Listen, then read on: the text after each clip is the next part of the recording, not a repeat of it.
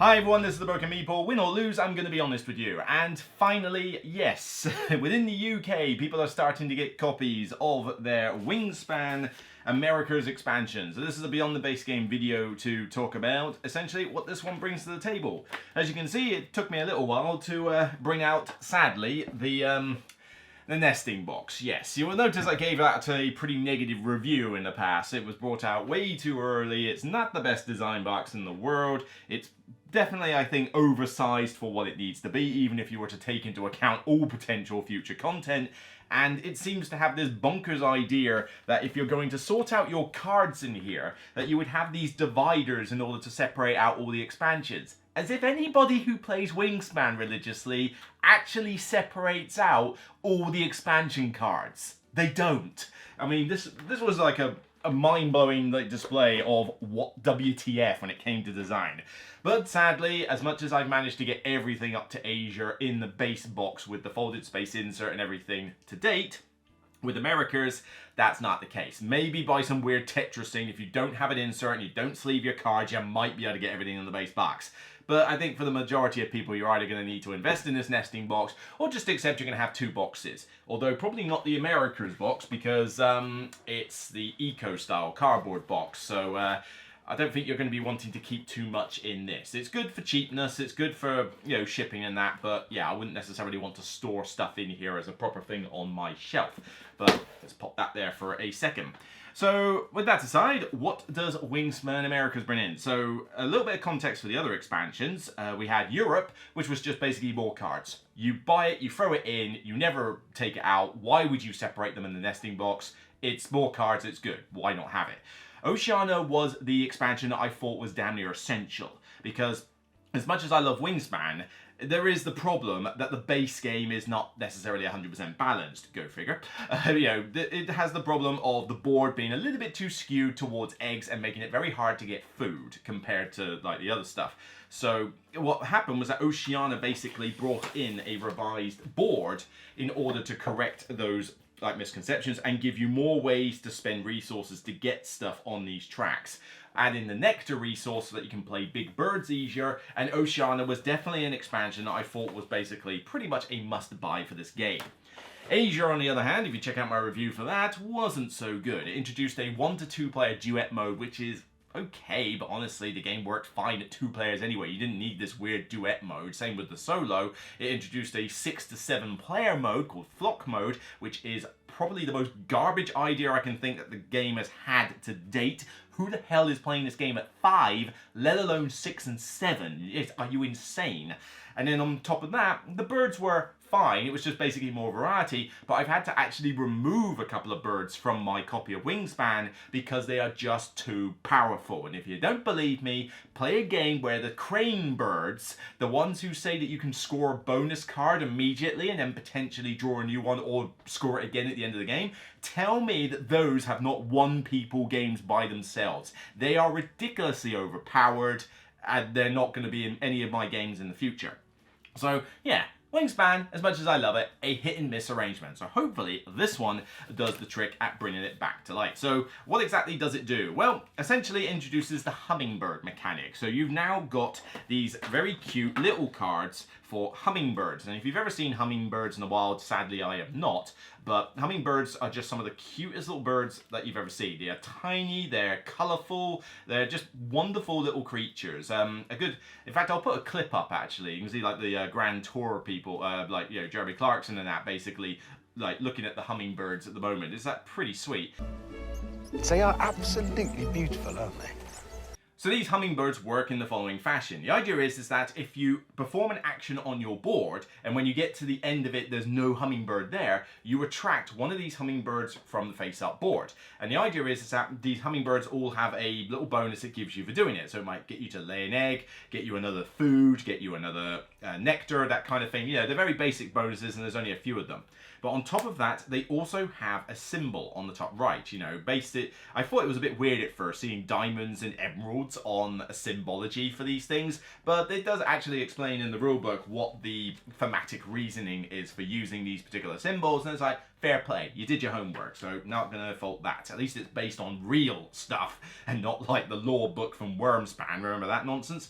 But the idea is that when you return one of these out, you get to level up on this track the various tokens. So you'll have a token for each on the start, and every time one of these returns, you basically level up the track here. And when you go over a bird symbol, you get to do another one of those little actions, and these will score you points or potentially lose your points if you don't move it at all by the end of the game. So essentially it's an extra little benefit you get for activating actions rather than playing birds specifically, because you don't have a hand of these. You constantly get them from this board. So you never sit there with a hand of these things singing, ooh, I'll play this now, I'll play this now. No, it's what's on the board.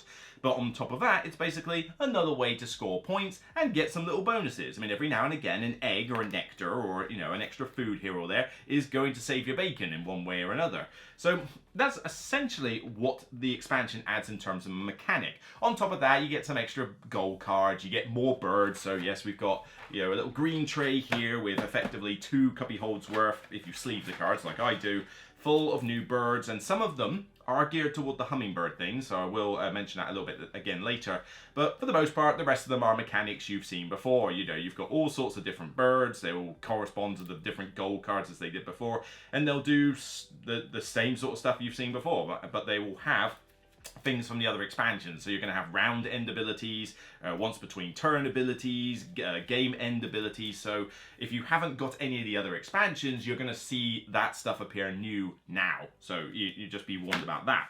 But you'll have your own little tray to store the new cards, but this will basically just be an additional tray that can go in your nesting box, whatever. You're going to mix all these cards together. Let's face it, that's how you do it. It is just that the luxury edition has so much more eagle. A couple of little component niggles with this. Firstly, you get some nectar tokens in this because you could feasibly play this without Oceania, though why would you?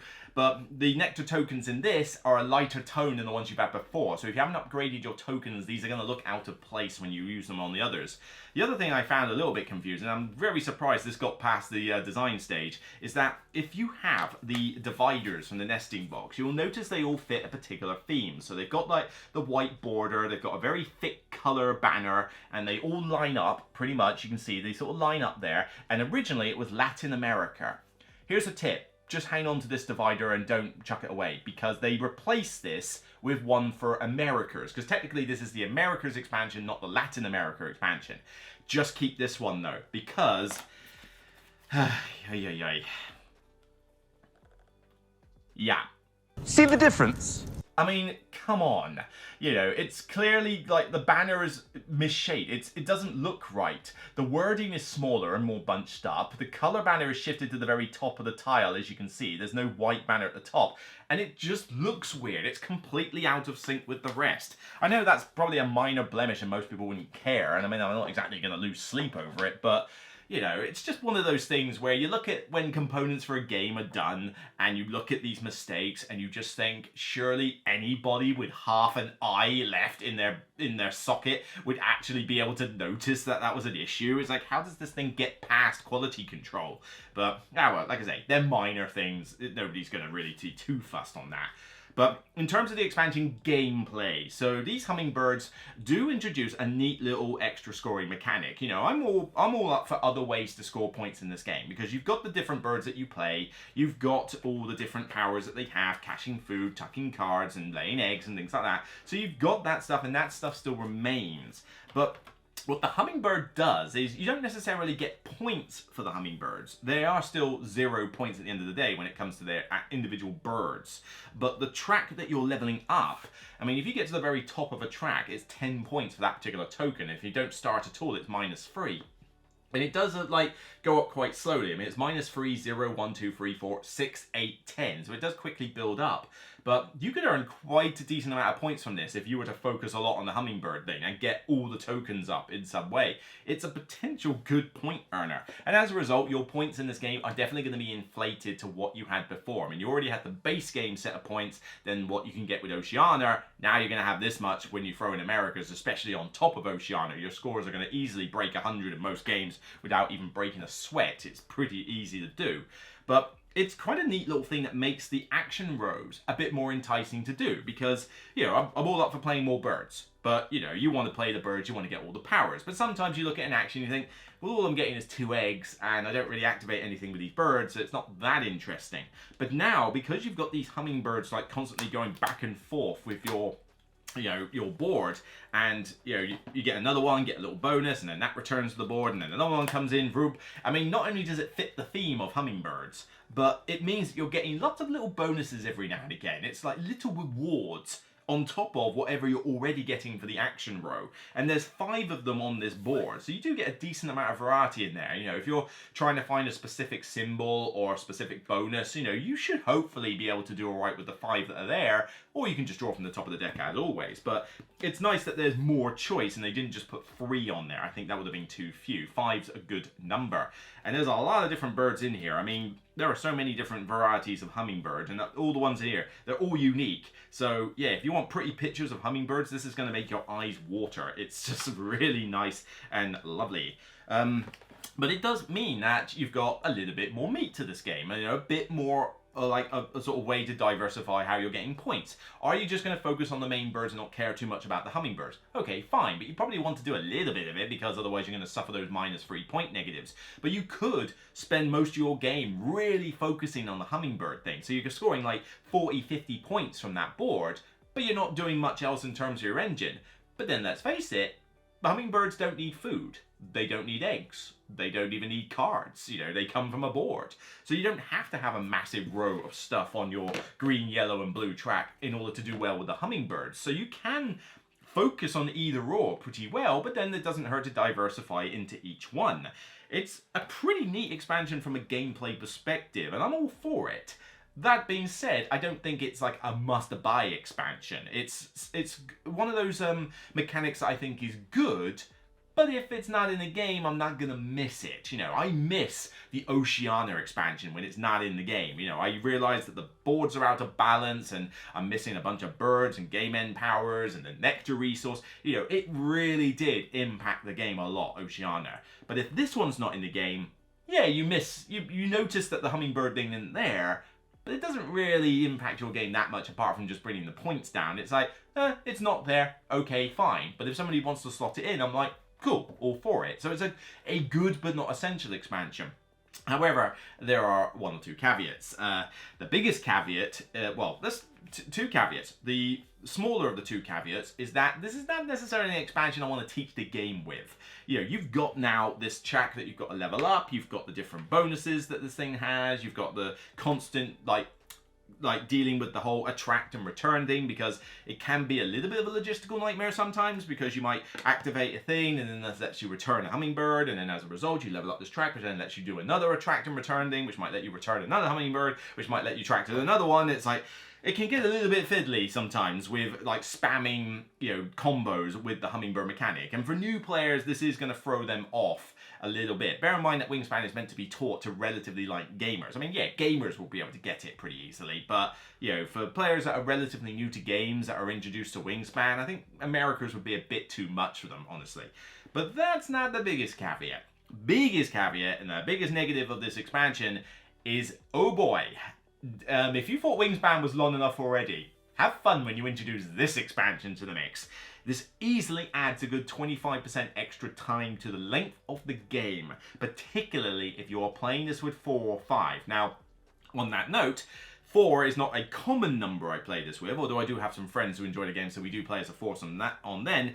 And yeah, it's long enough with 4. With this expansion, it crosses a line, frankly. 3, it's not too bad, and 2, it's not too bad. You know, you don't notice the extra time too much in a 2 and 3 player game, so I think it's fine at 2 and 3. And 5, let's face it, if you were playing Wingspan at 5 on a regular basis, you probably had Woody Woodpecker gnawing at your skull too long, you know, to the point where you've got brain damage. You've certainly, you know, Wingspan with 5 just did not work. Don't get me started on flock mode, you know, so, you know, it's one of those things where the publisher puts 5 on the box just to sell more copies without actually trying to figure out whether 5 was a good idea or not. It's a common thing. This has been going on for years, and I will rant about it until the cows come home, or in this case, the hummingbirds.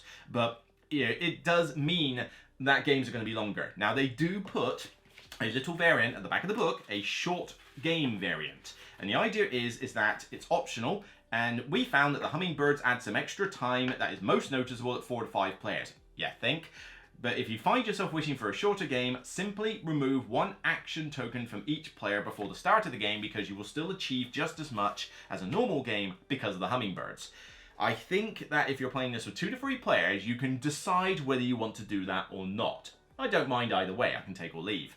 But if you're playing this with 4, and for some bizarre reason playing this with 5, the short variant is a mandatory inclusion. Do not play this without that variant included at 4 and 5. You are going to notice it, and you are going to wonder why a game of Wingspan should be taking this long. You know, it's got too much going on with, you know, the Hummingbirds constantly going back and forth with 4 players.